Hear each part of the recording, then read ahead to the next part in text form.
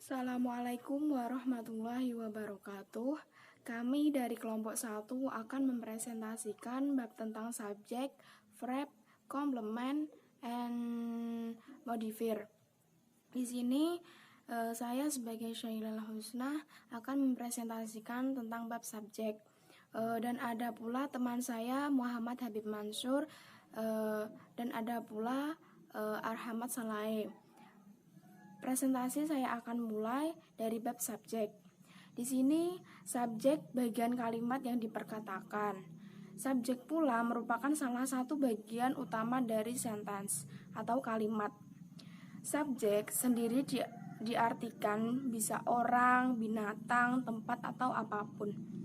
Biasanya untuk menanyakan subjek digunakan kata wo atau what. Di sini subjek dibedakan menjadi 3. Yang pertama yaitu subjek komplement, yang kedua complete subjek, yang ketiga simple subjek.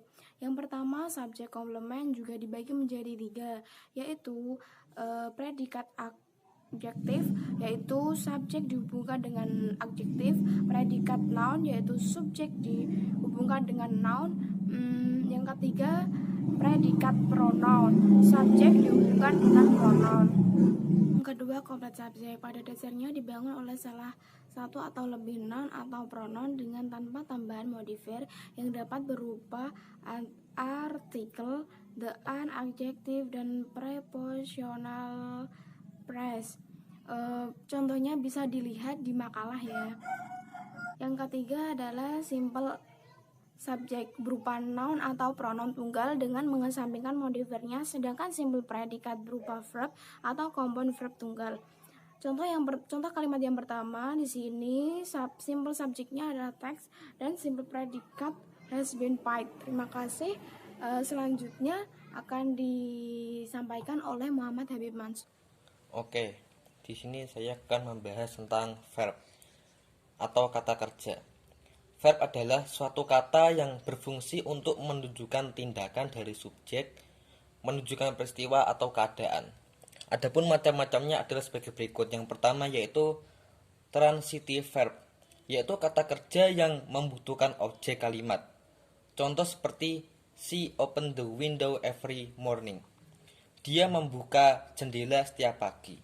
Lihat di sini yang menjadi transitive verb adalah kata open. Ia membutuhkan objek. Ya, apa objeknya? Objeknya adalah window. Jadi di sini adalah dia membuka jendela setiap hari. She opened the window every morning. Jadi kata verb di sini itu membutuhkan objek. Objeknya window. Yang kedua yaitu intransitive verb, yaitu kata kerja yang tidak memerlukan objek kalimat. Contohnya, my son is sleeping soundly. Anak saya tidur nyenyak. Anak saya tidur nyenyak. My son is sleeping. Lah, sleeping di sini itu menjadi intransitive verb atau kebalikan dari transitive, yaitu tidak membutuhkan objek kalimat.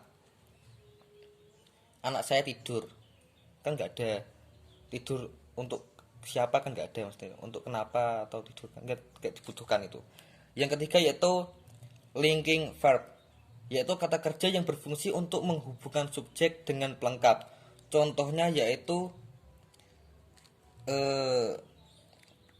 ini tasted, the food tasted delicious.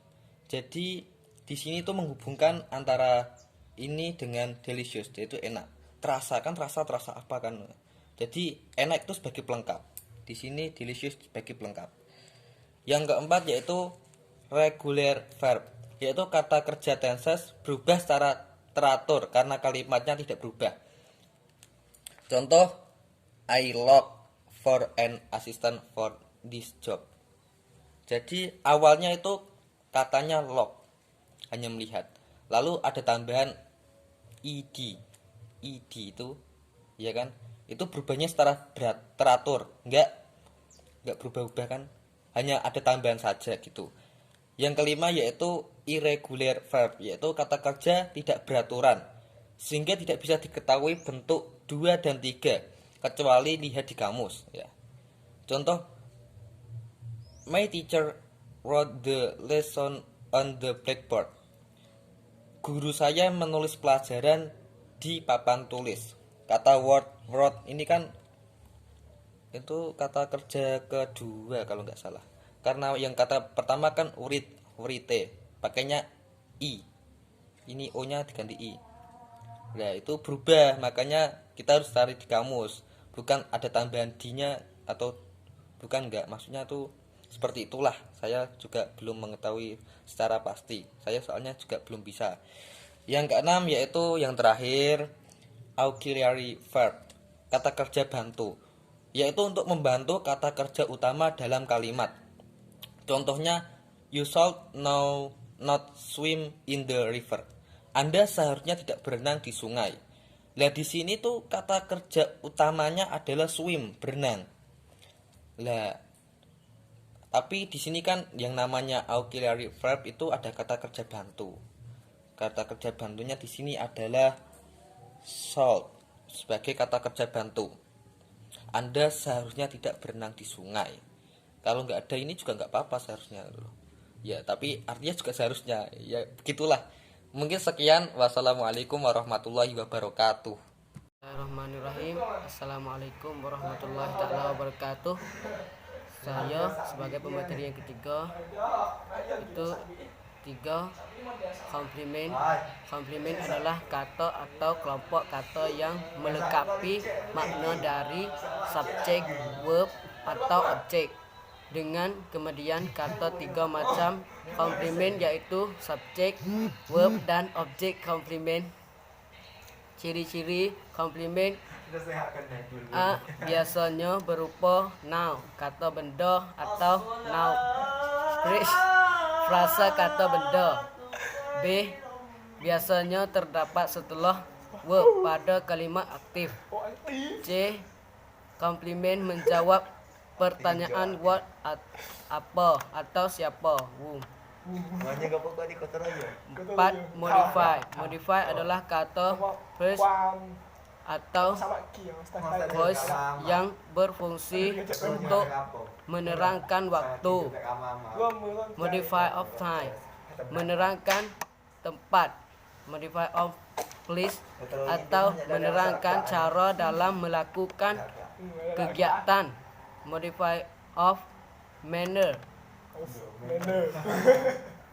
Modify pada umumnya berupa prepositional, yaitu sekelompok kata yang dimulai oleh kata depan dan diakhiri oleh noun. Ciri-ciri modify: 1. Menjelaskan time. 2. Bentuk yang paling umum dari modify adalah prepositional, kelompok kata yang dimulai dengan sebuah prepositional dan diakhiri dengan sebuah noun. 3. Modify menjawab pertanyaan when, kapan, where, di mana, atau who, bagaimana. Terima kasih. Jika ada kata salahnya, mohon maaf. Kami daripada kelompok 1 mengundurkan diri. Wassalamualaikum warahmatullahi taala wabarakatuh.